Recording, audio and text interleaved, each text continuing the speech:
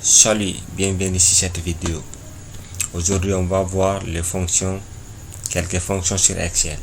Mais avant de commencer, si tu n'es pas encore abonné à la chaîne, je t'invite à t'abonner et activer la cloche pour ne pas rater le prochain cours. Sur ce, on va commencer le cours. On va voir d'abord la fonction racine carrée. Donc, on va prendre un nombre sur lequel on va calculer sa racine carrée. On va prendre un nombre, exemple 16. On va utiliser la fonction racine pour calculer la racine carrée de 16. Sur ce, comme on sait déjà sur Excel, pour faire des calculs, on commence toujours par égal. On met égal, on écrit la fonction de racine. On ouvre la parenthèse. Vous voyez, égal racine.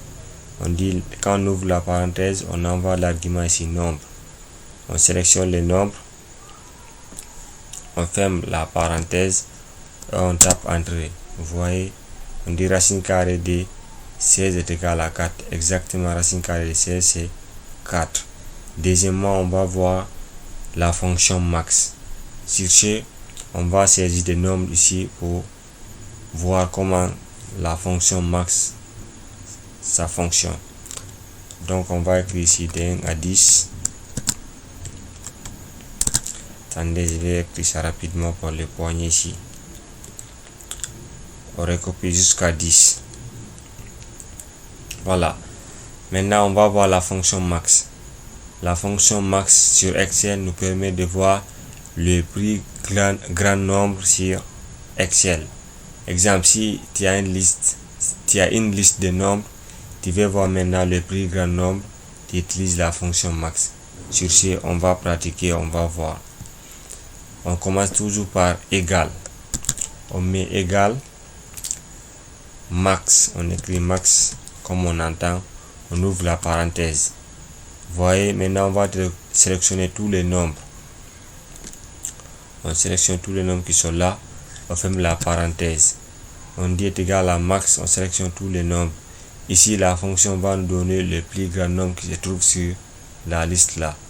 On tape entre, on va voir. On dit 10. Exactement de 1 à 10, le plus grand nombre ici c'est 10. Ensuite, on va voir la fonction min. La fonction min, c'est le contraire de la fonction max. La fonction max donne le plus grand nombre, mais la fonction min donne le plus petit nombre. Donc, on va pratiquer, on va voir exactement comment ça marche. On commence toujours par égal. On met min, comme on entend. On ouvre la parenthèse. On sélectionne tous les nombres encore. On ferme la parenthèse, on tape entrée. On dit min c'est 1, exactement entre 1 à 10. Le plus petit nombre ici c'est 1. Après, on va voir la fonction puissance. La fonction puissance, attendez, on va prendre deux nombres ici. 10, D. Donc on va utiliser ici la fonction puissance pour calculer 10 à la puissance D. Pour cela, on commence par égal toujours. On met égal, on écrit puissance. On ouvre la parenthèse. On dit argument qui est là, on dit nombre. On sélectionne le nombre. On veut calculer sa puissance. On veut calculer 10 à la puissance D. On sélectionne le nombre, point virgule. Vous voyez le deuxième argument, on dit puissance. On sélectionne D. On ferme la parenthèse. Ici, la fonction va nous calculer 10 à la puissance D. On tape entrée, on va voir.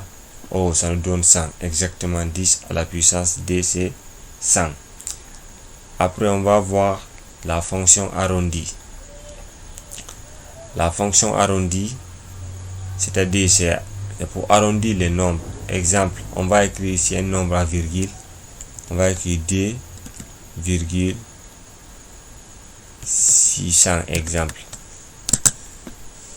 2,6, non, attendez, 2,655, on va prendre ça.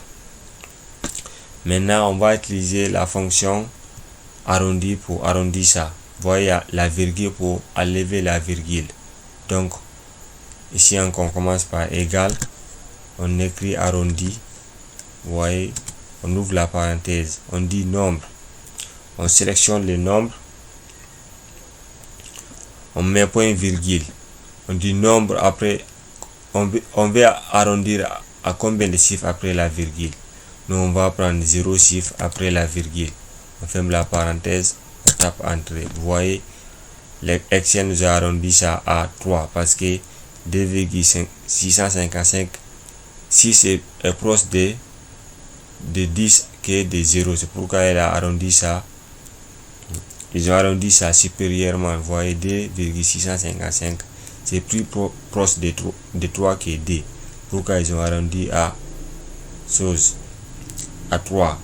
Maintenant on peut arrondir ça encore inférieurement, il y a la fonction max et la fonction, il y a fonction supérieure et la fonction inférieure. On va utiliser, on va voir quand on veut arrondir, exemple on va arrondir ça à D, on va utiliser égal la fonction arrondi, vous voyez, il y a arrondi inférieur et arrondi supérieur. On va utiliser ici la fonction inférieure pour arrondir ça à D.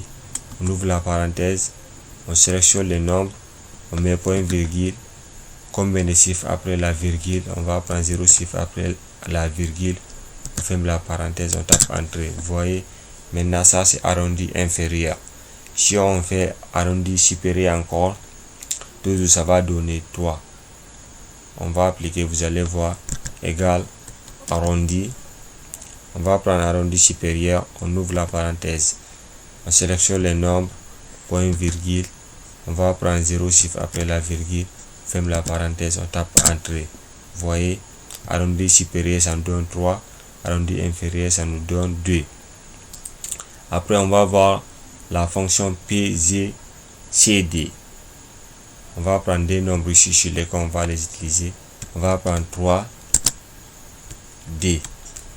Maintenant on va utiliser la fonction PGCD pour calculer le plus grand commun diviseur entre ces deux nombres, PGCD. Donc on va calculer ça ici, on met égal PGCD. Vous voyez les plus grands commun diviseur entre ces deux nombres. On dit nombre 1, on sélectionne 3, point virgule, nombre 2, on sélectionne 2, on ferme la parenthèse. Ici Excel, la fonction va nous calculer le PGCD entre 2 et 3. On tape entrée, on va voir, on dit PGCD est égal à 1. Exactement, entre 3 divisé par 2, le dernier reste non nul est égal à 1. Donc c'est comme ça la fonction PGCD, ça marche sur Excel.